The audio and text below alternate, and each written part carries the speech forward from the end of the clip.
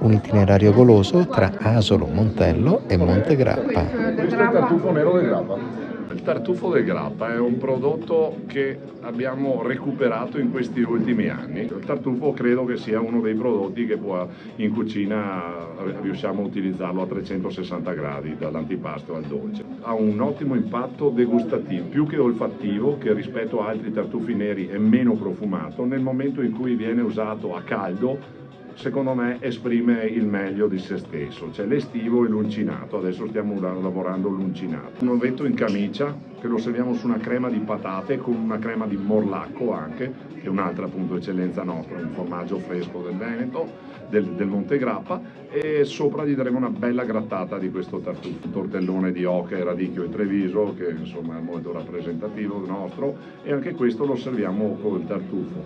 Ci siamo spinti anche fino al dolce e abbiamo cercato di usare sempre dei prodotti di stagione, creando un semifreddo, un parfait con i maroni, i cachi e il tartufo nero. Insomma è molto versatile questo prodotto.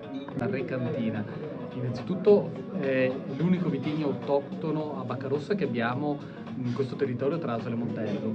È una DOC, appunto fa parte dell'Asolo Montello DOC come vitigno riscoperto non più di 15 anni fa, e oggi sull'intero territorio, dove c'è anche appunto la DOC, ma c'è anche un consorzio di tutela che tutela e valorizza, possiamo parlare di 16 produttori che fanno un'etichetta, che escono con una bottiglia con l'etichetta della Recantina.